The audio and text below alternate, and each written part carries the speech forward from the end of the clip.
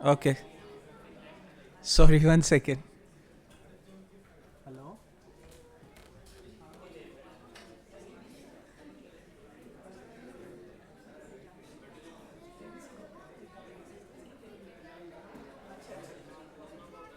Acha, I'll check. I'll respond. Okay. Thank you so much.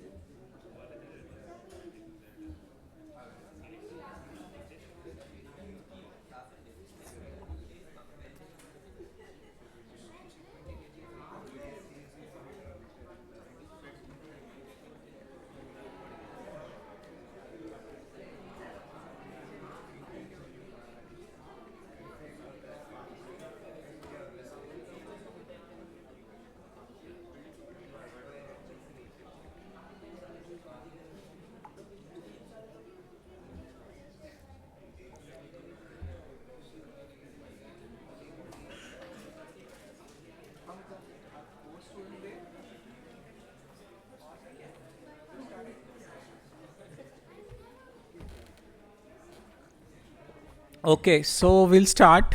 So I'll go over the things which were probably not that clear on Tuesday so that we can do some problems on them.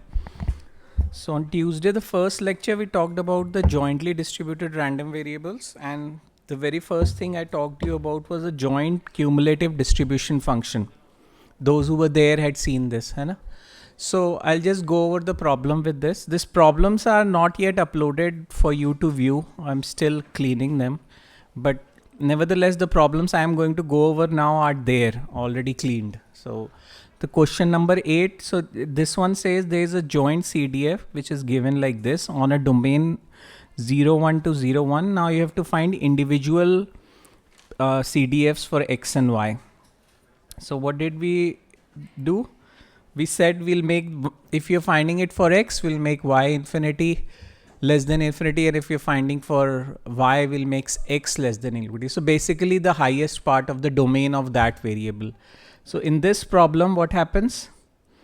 The domain is 0 to 1. So if we have to find gx, instead of fx infinity, we'll just say fx1, put it in the fx, and we'll get the individual cumulative distribution function for the x random variable. Everybody okay? Then if we have to do it for y, we just put 1 in place of x. And the question is saying also compute the probability x less than 0.5. So what will you do? Just substitute x to be 0.5 in g of x, and that is how you'll get it. Everybody okay? The second thing which we talked about in the joint distribution was for the discrete random variable, the joint probability mass function. So we said if you're given a joint probability mass function, you can find the individual by summing up over the other variable. So in case of discrete, it was sum over the variable. In case of continuous, it was the integral over the other variable. Do people remember that? Okay. So if we were doing for x, we'll sum over y. If we were doing for y, we'll sum over x. So the next problem kind of highlights this. So you look at this. So it says x denotes the number of times a photocopy machine will malfunction, 0, 1, 2, 3. Y is the technician is called. The joint probability mass function is given in this table that's given to you. So x is across the column, y is across the rows. One thing to notice when you're finding the individual probability mass function for x at x is equal to 0, so you are summing across all the y values. Is everybody okay? When you're doing it for y, you're summing across all the rows here. So that is what you're doing, which we highlighted here. That if you're finding it for x, you'll sum across y. If you're finding across y, you'll sum over x. Now the question was, find the probability p y greater than x. How will you find this? What will you do? What are the probabilities you look at? Hey, you guys come here now, please. It's too far for me to see you even. Come into this row or either of these three. Just move here, no? Just move one aisle. So what will we do? Which probability should we look at? Which of the joint probability mass functions should we look at? Py greater than x. When x is 0, y can be 1 or 2, right? So if x is 0, y can be 1 or 2. When x is 1, y can be only 2. When x is 2, nothing. When x is 3, nothing, because y cannot be greater than x in that cases. Can everybody see? You'll have time to go over this at home. I'm still emphasizing certain things. So it is basically this, this and this.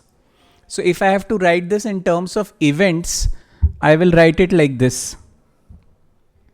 Probability of y greater than x is probability x0, y1, or, well, he's not written it correctly. It should have been events union. I'll get this fixed, not the probability unions. Hai na? This P should not have been here. The union of this event, union of this event, and union of this event. When you do a union and apply the probability to it, then it becomes a summation of those. Everybody okay? Yes or no? So we just add them up and that's the probability. Is it making sense? Is joint probability mass function getting comfortable? So now this is the example I gave for the joint probability mass function. Now an example for the continuous one. Any doubts? Ask me, no? Is it clear? ये P नहीं होना चाहिए यहाँ पे, है ना? Sorry, I'm saying it again. This P should not be there. It should be just. It should be plus actually. With the probabilities, it should be plus. Where did the pen go, Ayush?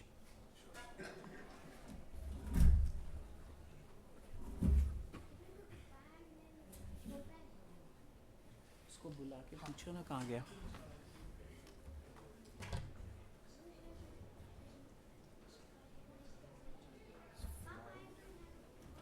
Be quiet, please. I'll not bring you otherwise.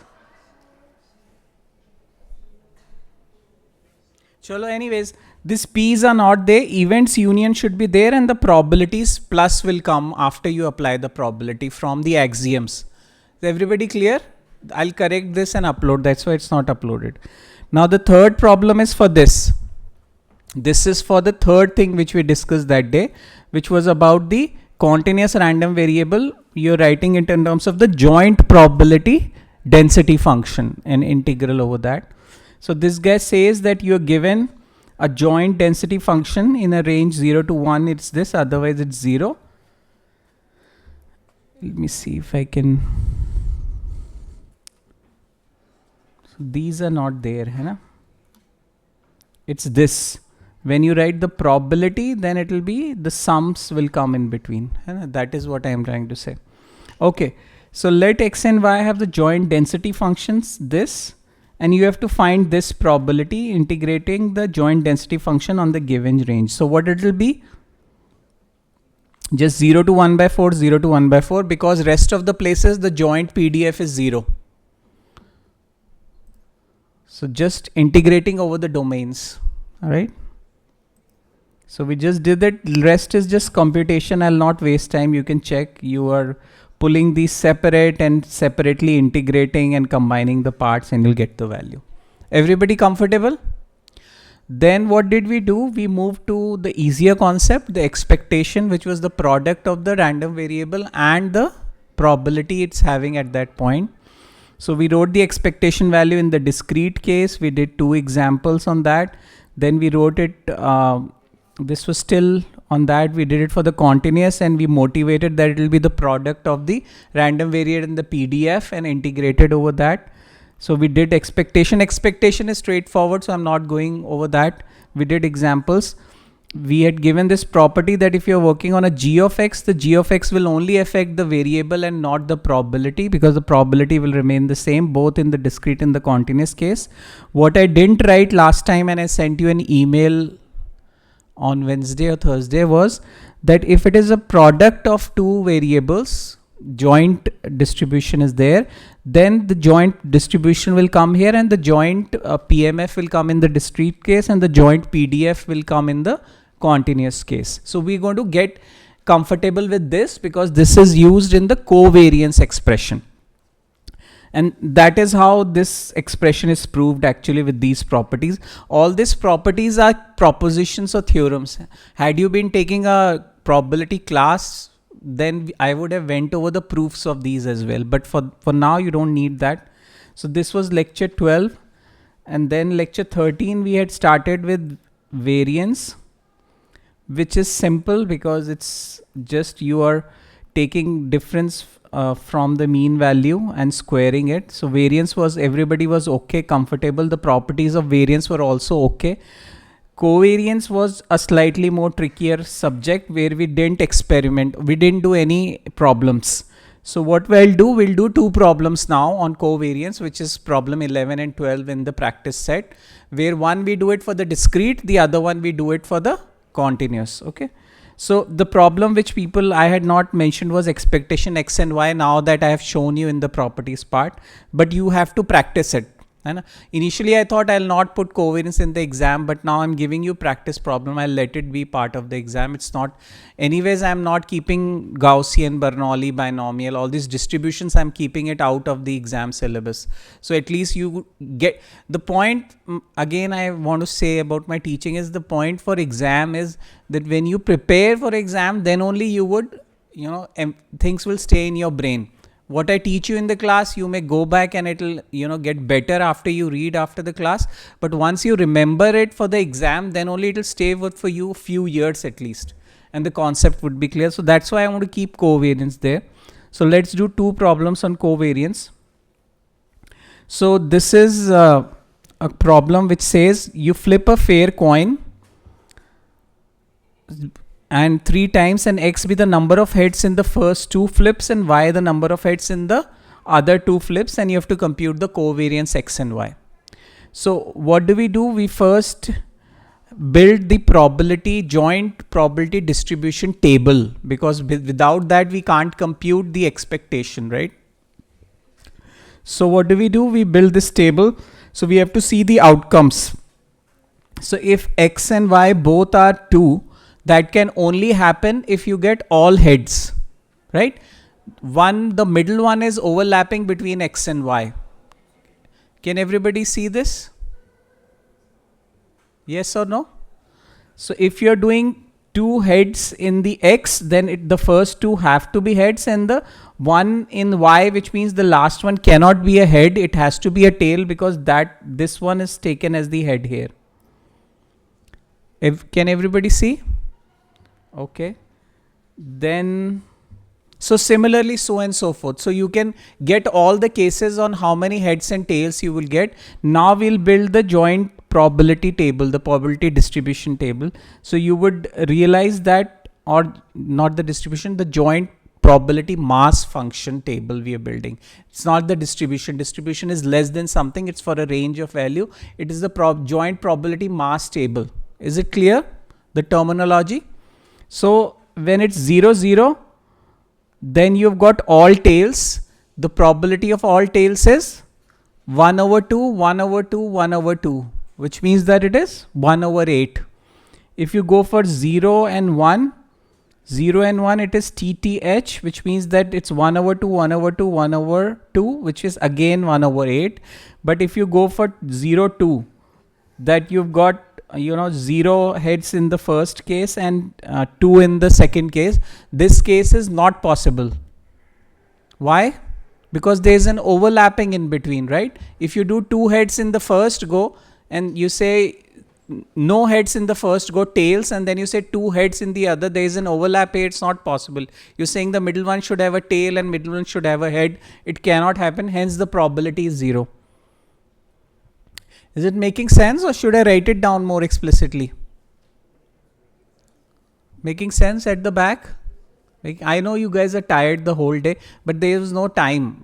It was either I don't do it or I do it today. So this will not be possible, and so forth. Now what do you have to do? is that you have to find the individual probability mass functions from this joint probability mass functions, right? So if I have to do it for x is equal to 0, so it would be the sum of over the y's. So if these are the, we are calling these as the y values, so it will be 1 over, it's actually a symmetric table, whichever direction you go, it doesn't matter. So it will be 2 over 8. And then you do it for x is equal to 1, then it will be either the sum of this or sum of this, however you want to look. Why? Because in lecture 12, we had talked that if you're finding for the individual probability mass functions, then you have to sum it over the other variable. Is it okay here? Back? This side? Everybody comfortable? Not comfortable? Then you have to ask me. I'm not writing on the board. I'm just going over the solution. Okay. This fly, I don't know what does it want from me. Okay. So you will find the individual probability mass functions. So you find it for x and you will find it for y. And then now you know how to get the expectation. So for the covariance expression, we need to get ex and ey. For ex, we need to do x times its probability and summed it up. So that is what we do. We get 0 as the x value times 1 by 4, 1 times 1 by 2, and 2 times 1 by 4. And similarly for y, 0 times 1 by 4, 1 times half, and 2 by 1 by 4. Now we need to do the joint one. To do the joint one, this is the formula, right?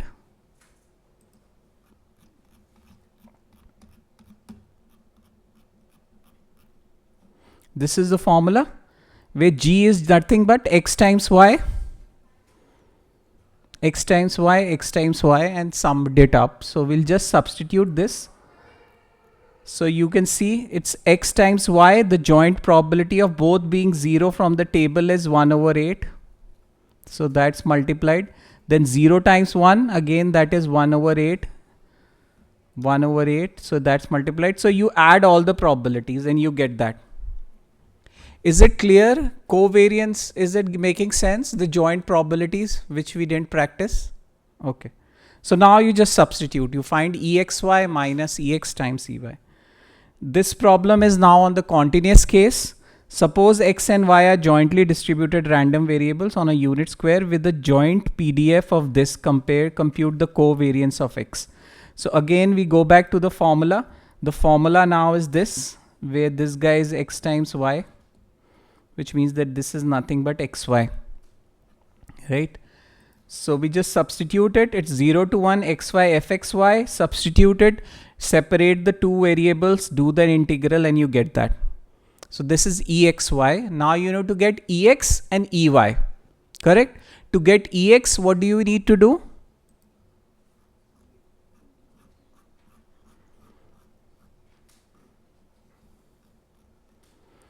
To do the ex, we need to get the x times the probability PDF of that.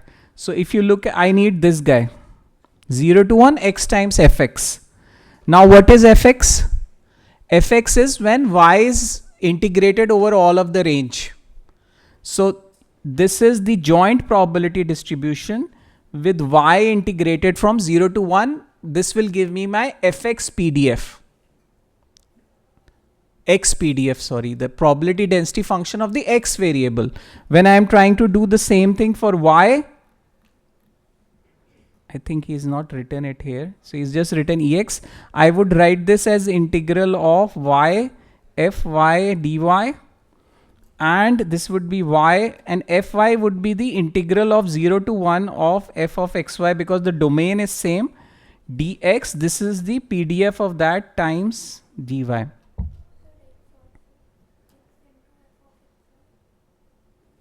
Sorry,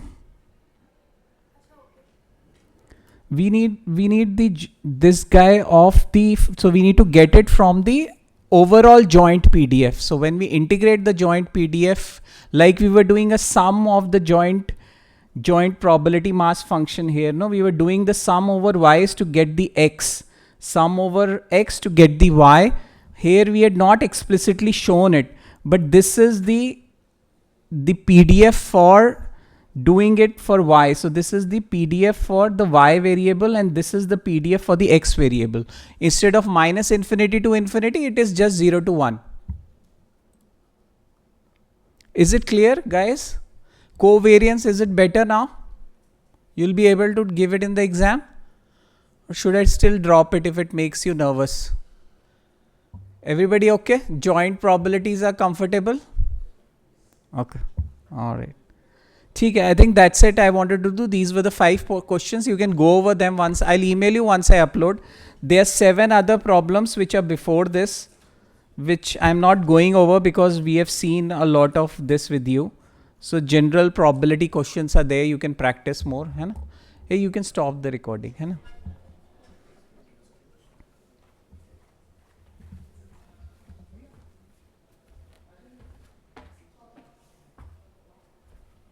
So I'll upload this recording also in the lecture parts in case you are getting confused about the practice problem. I don't see you too happy. You had a treat. Should be more happier now.